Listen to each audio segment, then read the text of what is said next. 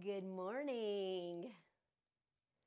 Cristina Lynn with Cristina Lynn Zen. I promised compassion at 8 a.m. this morning.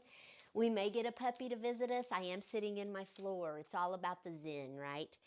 So, as I was thinking about compassion, good morning, Addie. Tell everybody hi.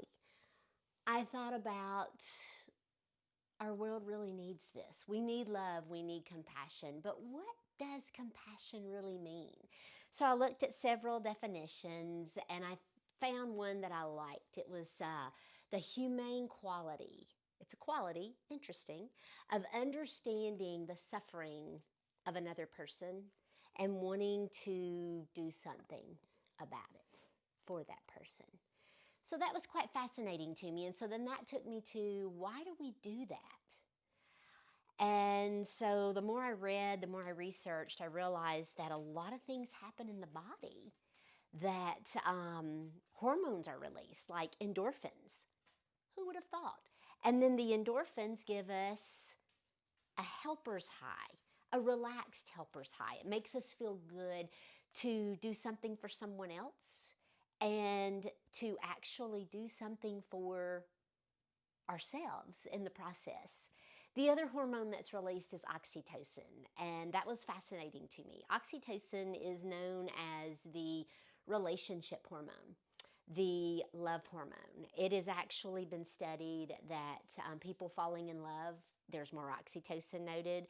And when a mom holds her baby for the first time, wow, the oxytocin that is released. So that was quite fascinating. And the other thing about oxytocin is it helps with inflammation. It helps to decrease inflammation. So another fascinating thing. So I thought about, what about the parasympathetic nervous system? And turns out it taps into the parasympathetic nervous system, and we all know that's where we want to be the majority of our day. We want a decreased heart rate. We want decreased breath rates. We want decreased blood pressure. So turns out we actually need compassion. It's actually an essential skill, and we're born with it. I believe, the Pollyanna in me believes, that we're all born innately good. At our core, we're all good people, but the world hardens us. And yeah, I think that we stop. We have to learn every day. We have to work every day on being more compassionate. Again, Pollyanna in me, but how often are you compassionate towards other people? I challenge you. I challenge myself.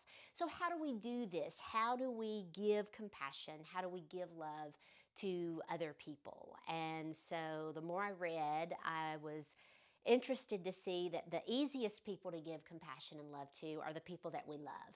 That makes sense. The people that we call family, the people that we call friends, the people that we love. And the way we do that is usually when something bad happens, we run to that person.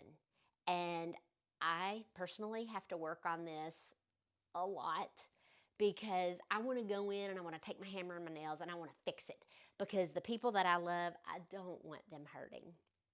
Turns out that's not always the best thing we should be doing. The best way to show compassion in those situations is to just go and sit, give a hug, smile at them, let them know that you love them and that you're there. And when they're ready for you to bring your hammer and nails, you got the belt and you're ready. So that's people that we love. What about people that are complete and total strangers? What about those people that cut us off in the grocery line aisle, or those people that cut us off in traffic? Those are tough ones. The more I read, I loved the thought of intention setting with this and learning to breathe. So maybe your intention for the day is to be less judgmental, to be more joyful, to be a little more kind. Whatever that intention is, use that intention, fall back on that intention when things happen with people that we don't know, and just think, that's okay. You must have somewhere that you need to be, and that's why you cut me off. That's okay. So at the end of the day, check back around, come back around and think, okay, did I manage to show more kindness today? Sometimes we win, sometimes we don't. Uh-oh, my 5 minutes is up already and I'm talking too much. But the last thing, which is the most difficult grouping of people, I'm going over y'all and I'm sorry, but you have to hear this. The most difficult person to show compassion to is ourselves. And so when I'm struggling with that, it usually goes back to my lack of confidence, low self-esteem. And when I realize that I'm struggling with that for myself, I check myself and I think, okay, what have I been doing or what have I not been doing? And usually it can be pointed back to I've not been eating well. I have not been moving my body. I'm holding on to past regret, resentment, fear, worry, whatever it is. I check myself. So I challenge you to check yourself. When you're off with compassion, there's something going on. Check yourself. And the ways that you can help yourself, you know where I'm going. I'm going with yoga. I'm going with those postures that in the beginning you thought you could never hit and you thought you could never hold. I'm going with meditation. I'm going with sitting quietly and just being present. And wow, when you go back to those things that were once difficult and maybe one day it snapped and you thought, ooh, I did that. Wasn't perfect, but I did it.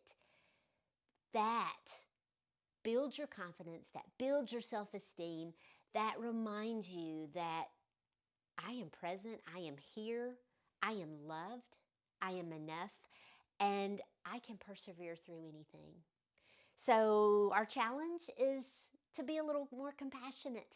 Our challenge is to remember that there is so much hope in this world and you are loved. Not only by God above, I love you, and I know that there are many people that love you. Let's go make it count. Let me know if you guys have any questions. Have an awesome day. Mwah.